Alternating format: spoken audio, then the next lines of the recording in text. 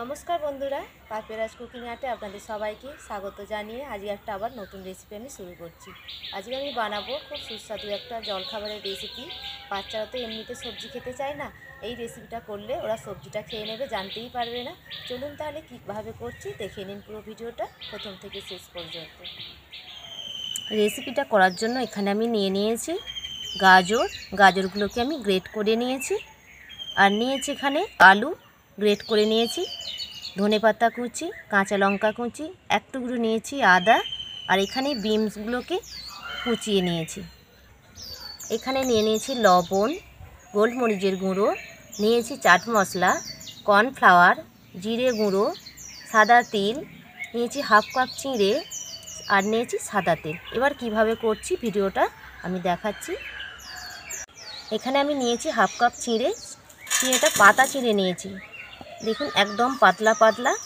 চিঁড়েটাকে ভালো করে ধুয়ে নেব।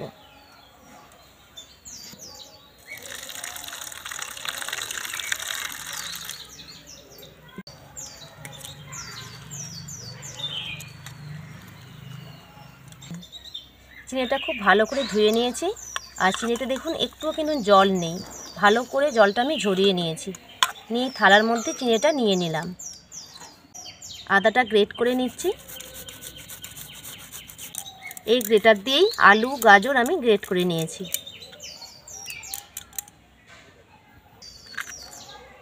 দিয়ে দেবো লবণ, লবণটা স্বাদ মতন দেবেন। আলু, বিনস, ধনেপাতা আর কাঁচা লঙ্কা কুচি সবগুলো এর মধ্যে দিয়ে দিচ্ছি। চিড়ের ওপর দিয়ে দিলাম। এরপর দিয়ে দেবো গাজর গ্রেট করে রাখা, জিরে গুঁড়ো, এখানে আমি যে গুঁড়ো মশলাটা নিয়ে রেখেছি গোলমরিচ আর চাট মশলা দুটোই দিয়ে দেবো। হাফ চামচ করে নিয়েছি, দিয়ে দিলাম। দিয়ে দেবো সাদা তিল 2 চামচ,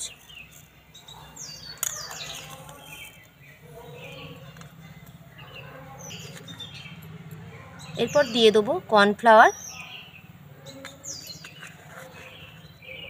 2 চামচ, ছোটো চামচের 2 চামচ কর্নফ্লাওয়ার দিলাম, আর 2 চামচ দিলাম সাদা তিল। সমস্ত উপকরণগুলো খুব ভালো করে মেখে নেব।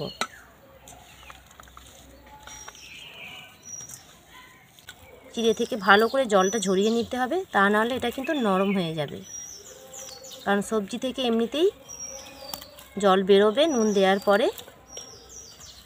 তাই আমি শুকনো করে চিড়েটা ধুয়ে একদম শুকনো করে নিয়েছি, আর সেই জন্য দেখুন এইভাবে মাখানো যাচ্ছে, তা নাহলে কিন্তু এটা নরম হয়ে যেত।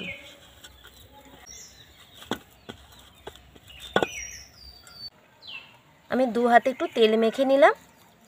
নিয়ে ডো থেকে অল্প অল্প করে নেব, নিয়ে এইভাবে মুঠো করে নেব। নিয়ে এইভাবে হাত দিয়ে গোল করে নেব।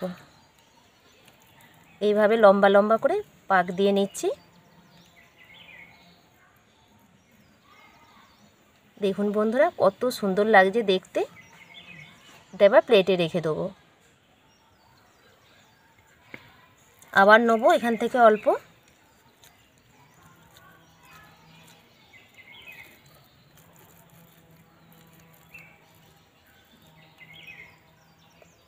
দু সাইডটা একটু চেপে চেপে সমান করে দেবো।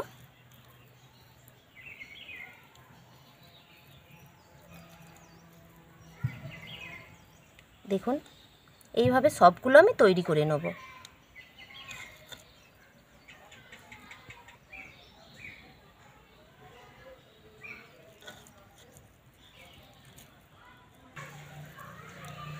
সব তৈরি করা হয়ে গেছে।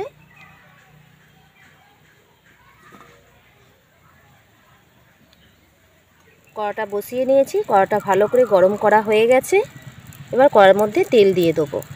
কড়াটা গরম করেই কিন্তু তেলটা দিতে হবে, তা নাহলে এইগুলো ভালো ভাজা যাবে না, কড়ার মধ্যে লেগে যেতে পারে। তেল গরম হয়ে গেছে, তেলের মধ্যে এক এক করে দিয়ে দেবো। খুব বেশি তেল কিন্তু গরম করলে হবে না, অল্প গরম করে দিতে হবে। খুব সহজ, এইভাবে বানাবেন আর বাচ্চারা খেয়ে নেবে। অনেক রকমের সবজি একসঙ্গে ওরা জানতেও পারবে না। দারুণ লাগে খেতে, একবার অবশ্যই করবেন।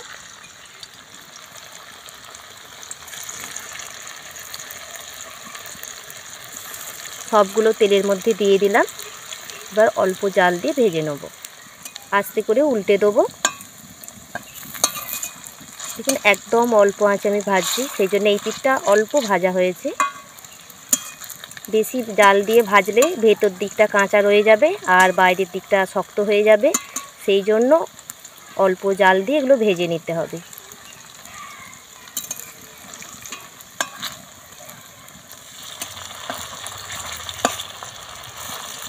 আস্তে আস্তে সবগুলো আমি উল্টে দিলাম।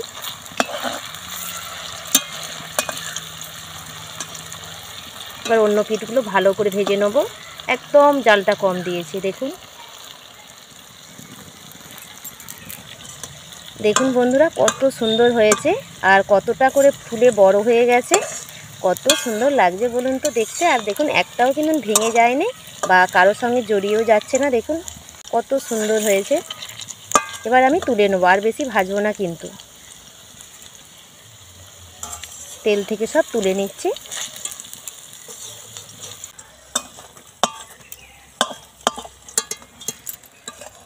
দেখুন কত সুন্দর লাগছে দেখতে,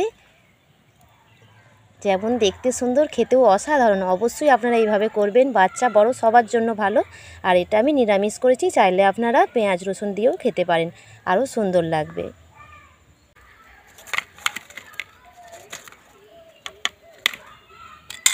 সবগুলো প্লেটের মধ্যে নিয়ে নিলাম, আর আমি একটা এখন ভেঙে আপনাদের সামনে দেখাবো কতটা সুন্দর হয়েছে।